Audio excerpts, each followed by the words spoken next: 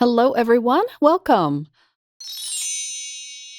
I have a couple of fun things to show you in this video. So Spellbinders sent me some of their new card bases and envelopes.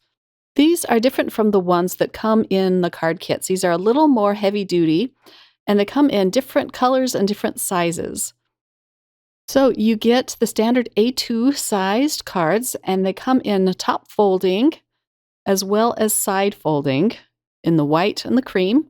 And then they have these fun 5 1/4 by 5 1/4 square cards with the cute envelope. They have those in cream as well. And then they also have an A7 sized card, and this is 5 by 7 in the white and the cream. I'm going to be using one of these card bases for my card today, and I'm going to use the square one. I'm actually going to be using two. I'm going to cut one down so it's a little bit smaller than my card base. So I'm going to cut it so it's 5 by 5. Let me pull out my paper trimmer here. Sorry about my camera going out of focus there. I'm trying out a new camera, so we'll see how this works out. The stamp set I'm using is Spellbinders January Clear Stamp Set of the Month, and it's called Sending Love. This is a new club kit for Spellbinders, and I just adore these hearts, and they're nice photopolymer stamps. I'm stamping out one of the hearts in the center of this panel, but I'm not using the right side of it. I flipped it over, and I'm going to be using the opposite side for a shadow around my sentiment and around all my other hearts. You'll see what I'm doing here in just a minute. But I'm going to stamp it out with some Distress Oxide ink. I haven't conditioned this stamp yet, so it's kind of blotchy. So I'll stamp this up a few times, but as I stamp it, it accepts the ink better, and as I go along, I only have to stamp out the heart once with each color. So I'll clean off the back of this stamp. I'm just using a microfiber cloth to do this, and I'm not cleaning it thoroughly just to get most of the ink off. And then I'll place it again on my card, the wrong side up, and I'm going to stamp it out with another oxide ink. This time I'm using Wilted Violet. And you can see how it's accepting the ink a little bit better this time. I still end up stamping it out twice. And for my purposes, this doesn't have to be a perfect stamping. So I'm just going to stamp these in all directions, all over this panel, kind of making my own pattern paper here. But I'm going to use Picked Raspberry next. And this time I only have to stamp it once. My next color is going to be Squeezed Lemonade. And I wasn't sure if I liked all of these colors together, but I just kept going, and I really love how this card turned out. I didn't think I would, but I'm glad I kept going. My next color is going to be blue. It's the Tumbled Glass. And I just keep shifting it in my Misty, and I put a piece of scrap paper behind it so I don't get any ink on my black foam pad. So Spellbinders used to have the red rubber stamp of the month kit, but they changed it for this one. I love photopolymer stamps. They're so easy to store, and they stamp out just beautifully. I didn't get a good impression with this blue one, so I am going to stamp this out one more time. My next color is going to be Dried Marigold. This is one of my favorite colors. I just love the soft orange. And I only have to stamp this one out once. But this card would be really pretty with just pinks and reds. It would look more Valentine-y, I think. I'll have to try that next time. And then for my last color, I'm going to use Twisted Citron, such a pretty green. So I thought I'd mention that the card bases and the envelopes come separately. They come in packs of 25, and they have a really good price point to them.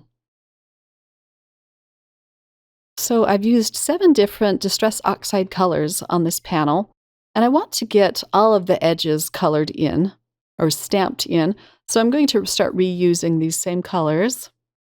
And I just shift my panel around so that I can stamp off the edge. I'm trying not to stamp any of the colors too close together, so I'm stamping with the squeezed lemonade here again. And then I'll stamp this one with the blue tumbled glass. And I stamp even more off camera. I thought I was done, but when I was looking at the panel, I just wanted to add a little bit more. Now, to use the stamp the proper way, this sentiment is going to say, "Sending love." I made sure that my panel was completely dry. I used my heat tool to set it, otherwise the embossing powder would stick to it. I'm using some VersaFine Onyx Black ink to stamp out my first heart. It's sticky and slow drying, so I'll be able to emboss my sentiment with some clear embossing powder. I'm stamping this out a few times just to get a nice dark impression. And then I'll pull my panel out, and I'm just using a piece of type paper to catch the extra embossing powder. My heat tool is already warmed up from drying my ink, and so I'm just going to quickly melt this sentiment, and it'll turn nice and shiny and black. It also provides a little bit of dimension. I'm just taking my time so that my paper doesn't warp. Look how shiny and pretty that is. It just gives your card such a nice, fun touch. Okay, I'm going to use all of the other stamps now, except for one. I'm going to save the second sentiment heart for another card. But I'm going to stamp 3 at a time, and I'm going to use the same black VersaFine Onyx ink. And these stamps are so detailed. I love the one with the filigree. It's so pretty. And then there's one with vines, and then little squares with hearts in the middle. I'll stamp them up a couple of times. And then I'll do the same thing. I'll pull out my type paper, pour over the clear embossing powder, and melt the embossing powder. My panel does end up warping a little bit, but I'll show you how I get around that here in just a minute. But look how cute that is. This is the filigreed stamp. And then the one with the vines. It'd be so fun to color these in with colored pencils too. And now for the striped heart. I'll use a little bit of anti-static powder first. And I'll stamp this one up a few times just to get a nice dark impression. And again, I didn't do anything special to condition these. I know that you can use a white eraser over your stamps to condition them to accept the ink a little bit better. But I always just stamp them out as many times as I need to until I get a nice impression.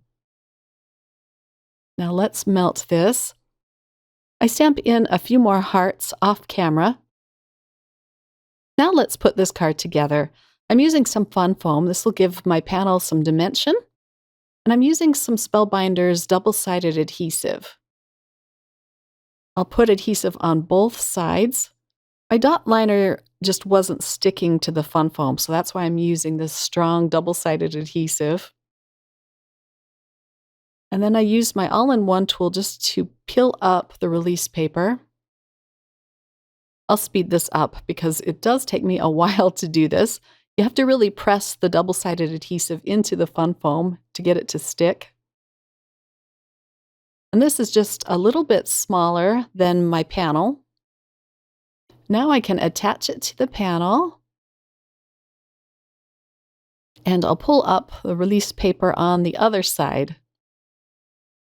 You could use foam strips behind your panel as well. It works just as good. But I just wanted to try the fun foam. I haven't used it in quite a while. Okay, now I can attach this to the card base.